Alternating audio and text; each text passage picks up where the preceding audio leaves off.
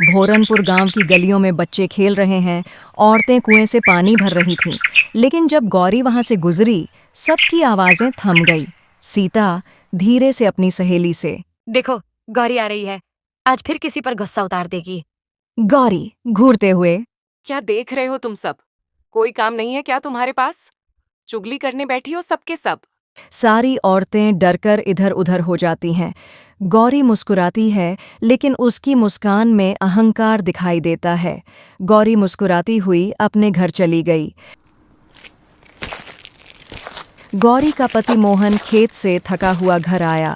मोहन, गौरी, जरा पानी दे दे, बहुत प्यास लगी है।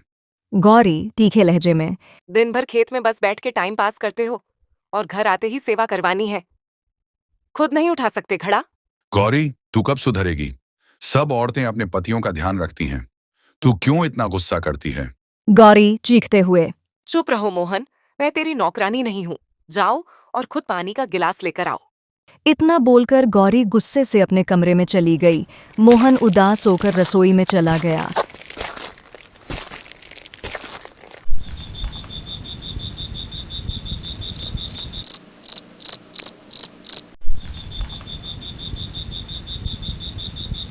गौरी रात को गांव के बाहर जंगल की तरफ निकलती है। वहां पुराने पीपल के पेड़ के नीचे वह कुछ बड़बड़ा रही थी। गौरी धीमे स्वर में, अगर सच में कोई शक्ति है इस दुनिया में तो मुझे सब पर राज चाहिए, कोई मुझे रोक ना सके। अचानक हवा तेज चलने लगती है। पेड़ की डालियाओं से पत्ते गिरने लगते हैं और एक चमकदार रोशनी उतरती है। रोशनी के बीच से एक सुंदर परी उतरती है। परी मुस्कुराते हुए, गौरी, मैंने तेरी पुकार सुनी है। क्या चाहती है तू मुझसे? गौरी चकित होकर पर लालच भरी आंखों से, मुझे शक्ति चाहिए, ऐसी कि गांव का हर इंसान मेरे आगे झुके। परी गंभीर होकर, शक्ति मांगने वालों को सोच समझकर वरदान देना पड़ता है, क्योंकि हर वरदान में एक छाया होती है। मुझे कुछ नहीं चाहिए, बस ताकत दे दो। ठीक है, मैं तुझे शक्ति देती हूँ। तेरी जुबान जो बोलेगी वह सच होगा, पर याद रखना, झूठ, लालच और नफरत से बोले गए शब्द तुझ पर ही लौट आएंगे। गौरी मुस्कुराती है। उसे लगता है यह वरदान उसके लिए सबसे बड़ा वर है। लेकिन परी की आंखों में एक रहस्यमय चमक थी।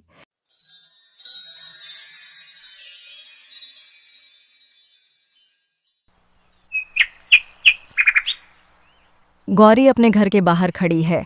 गांव के लोग कुछ बातें कर रहे हैं। सीता, गौरी बहन, सुना है आज तेरे घर में कुछ अजीब रोशनी दिखी थी।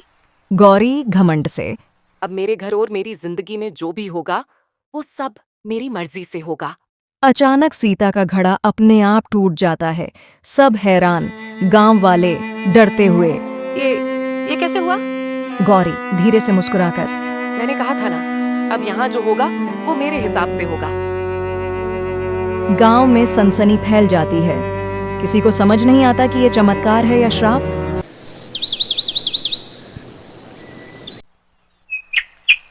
गांव में लोग अपने कामों में लगे थे, पर अब सबकी निगाहें गौरी पर हैं। पहले जो उससे डरते थे, अब उसके सामने झुकने लगे हैं। सीता धीरे से दूसरी औरत से, कल मेरे घड़े का टूटना यूं अपने आप नहीं हुआ था। लगता है गौरी के पास सच में कोई शक्ति आ गई है। गांव वाली, हाँ बहन, कल रात मैंने उसकी झोपड़ी से तेज नीली रोशनी निकलते देखी थी। अब वो औरत नहीं रही, कुछ और बन गई है। दोनों औरतें कांपने लगती हैं। गौरी शीशे में खुद को देख रही थी। उसके चेहरे पर अजीब चमक थी, आंखों में लालिमा। उसके बाल भी सुंदर लग रहे थे। गौरी खुद से मुस्कुराते हुए, अब कोई मुझे नीचा नहीं दिखा सकता। जिसने भी मुझे तुच्छ समझा था, अब वही मेरे पैरों में गिरेगा। उसी समय मोहन दौड़ते हुए घर में घुसता है। मोहन हांफते हुए गौरी से बोला, गौरी, खेत में पानी नहीं पहुंच रहा, थोड़ी मदद कर दे। नहर का बांध टूट गया है। गौरी तीखे स्वर में, मैं अब खेतों में काम करने वाली औरत नहीं रही। मोहन, जाओ, जिसे चाहो बुला लो, लेकिन मैं तुम्हारे साथ खेतों में काम नहीं करूंगी। लेकिन गौरी, अगर पानी न पहुंचा तो फसल मर जाएगी। गौरी गुस्से में, चुप रहो, मैंने कहा था ना, अब जो मैं चाहूंगी वही होगा। अब मुझसे खेती नहीं होगी। वह अपनी आंखें बंद करती है और धीरे से कहती है। फसल सूख जाए। तभी अचानक बाहर से गांव वालों की चिल्लाने की आवाज आती है। मोहन दौड़कर बाहर निकला। उसने देखा गांव के कुछ लोग परेशान खड़े हैं। गांव वाले, अरे मोहन, खेतों में आग लग गई, सारा अनाज जल रहा है। मोहन स्तब्ध रह जाता है। गौरी मुस्कुराती है। उसे एहसास होता है कि उसकी जुबान सच में अब शक्ति बन गई है। कुछ दिन बाद गांव में हर जगह गौरी का आतंक फैल चुका है। लोग उसके घर से दूर रहते हैं। सीता घबराई आवाज में, अब तो कोई उसकी आंखों में भी नहीं देखता। पिछले हफ्ते हरिनाथ चाचा ने उससे ऊंची आवाज में बात की थी और दूसरे दिन उनका बेटा बीमार पड़ गया। दूसरी औरत, कहते हैं गौरी की जुबान चल गई थी उस पर। गांव के बुजुर्ग मंदिर के पास बैठे चर्चा कर रहे हैं। पंडित रामदास, ये औरत साधारण नहीं रही। जिस शक्ति का वो इस्तेमाल कर रही है वो दैवी नहीं, विनाशकारी है। परी का वरदान अगर लालच से इस्तेमाल हो तो वही वरदान श्राप बन जाता है।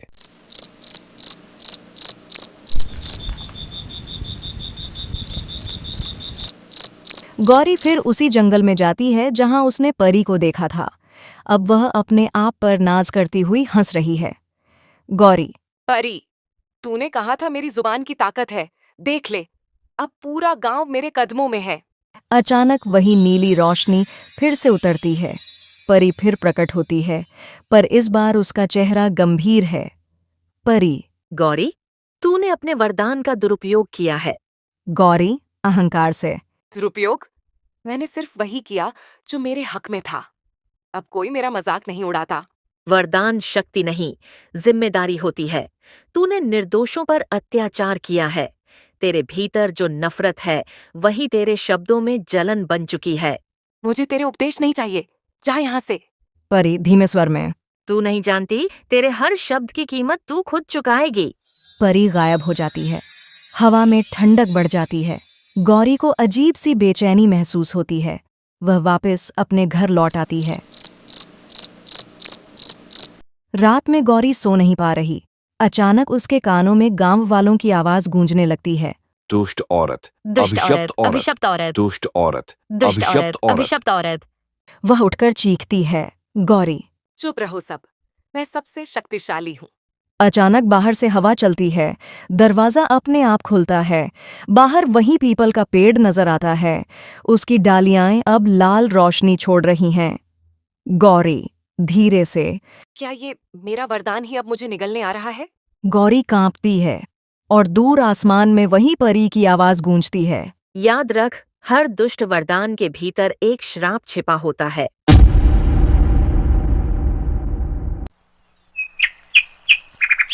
अगली सुबह गौरी गांव के बीच से गुजर रही है। लोग उससे बच रहे हैं।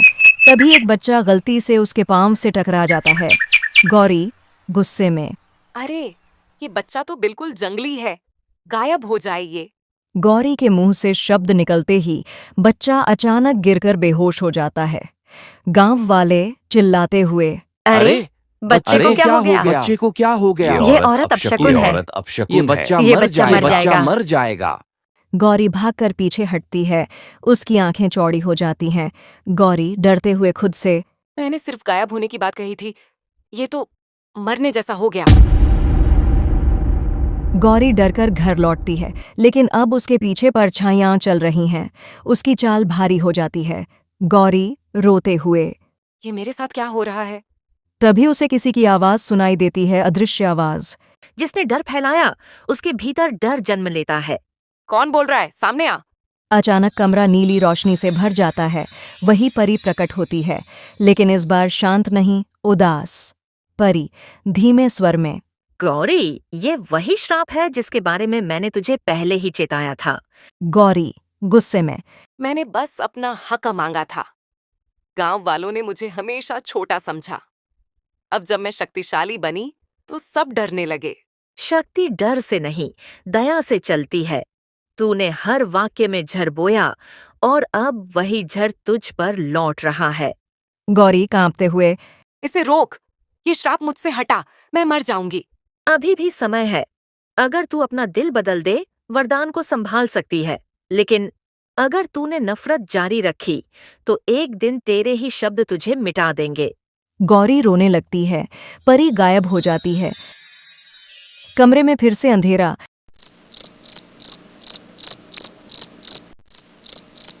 रात में गौरी पानी पीने उठती है। अचानक उसे दरवाजे के बाहर कोई हंसी सुनाई देती है, बहुत धीमी लेकिन तीखी हंसी। तूने सबको डराया था, अब तेरी बारी है। गौरी बाहर जाती है। पीपल के पेड़ के नीचे वही लाल रोशनी, पर इस बार रोशनी के अंदर उसकी अपनी परछाई खड़ी है, लेकिन दुष्ट रूप में। दुष्ट परछाई उसकी ही आवाज में। तूने मुझे बना दिया गौरी, तेरी नफरत से। गौरी के शरीर से शक्ति खींची जाने लगती है। वह जोर से चिल्लाती है, गौरी। नहीं, कोई मेरी शक्ति ना ले, ये मेरा वरदान है। अब ये तू नहीं, मैं चलाऊंगी। गौरी बेहोश होकर धरती पर गिर जाती है। हवा तेज चलने लगती है। जंगल में किसी अनिष्ट का आरंभ हो चुका है। अगली सुबह मोहन गौरी को बेड के पास बेहोश पड़ा देखता है। वह उसे हिलाता है। मोहन घबराया हुआ। गौरी जागो, क्या हो गया है तुम्हें? उठो गौरी। गौरी धीरे धीरे आंखें खोलती है। गौरी कमजोरी से। मोहन, मेरी परछाई, वो अब मेरी नहीं रही, वो विनाश बन चुकी है। मोहन। फिर उसे रोक कौन सकता है? अचानक कमरे में नीली रोशनी भर जाती है। परी प्रकट होती है। परी गंभीर आवाज में। गौरी, अब अंतिम समय है। या तो तू अपनी इस शक्ति को त्याग दे, या फिर ये शक्ति तुझे ही मिटा देगी। गौरी रोते हुए। मैं अपनी गलती समझ चुकी हूँ। मेरे शब्दों ने कई लोगों को दुख दिया है। मैंने नफरत बोई और आज वही नफरत मुझे खा रही है। मोहन। परिदेवी कृपा करिए, इसे बचा लीजिए। बचना या मिटना यह गौरी पर है। वरदान वही खत्म कर सकता है जिसने लिया है। गौरी धीरे धीरे उठती है। उसकी आंखों में आंसू हैं। गौरी। मैं अपनी शक्ति छोड़ने को तैयार हूँ। बस एक अवसर दे दो चीजों को सुधारने का। तो फिर अपनी परछाई से सामना करना होगा। उसी शक्तिशाली पेड़ के नीचे है जहां तूने वरदान मांगा था।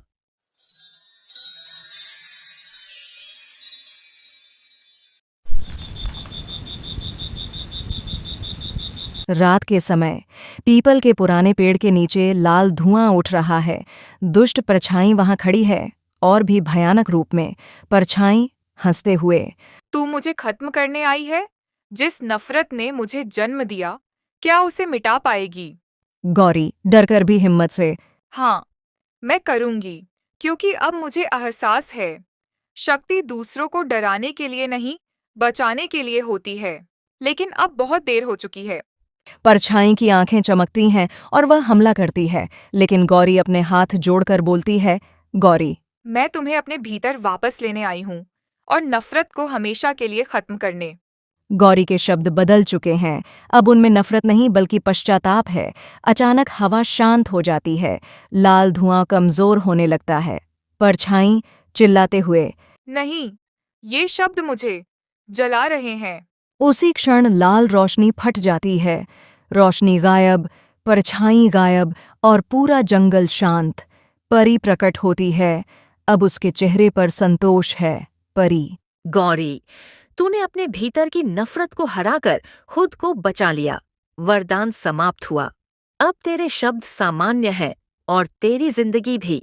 गौरी आंसू बहाते हुए। मुझे माफ कर देना, मैंने बहुत गलतियां की। परी मुस्कुराते हुए। हर इंसान गलती करता है, पर जो अपनी गलती पहचान ले वही सच्चा विजेता है। परी धीरे धीरे गायब हो जाती है। सुबह गांव में शांति है। बच्चे खेल रहे हैं। टूटे घरों की मरम्मत हो रही है। सीता। गौरी बहन, तुम ठीक हो? कल रात तो बहुत कुछ हुआ।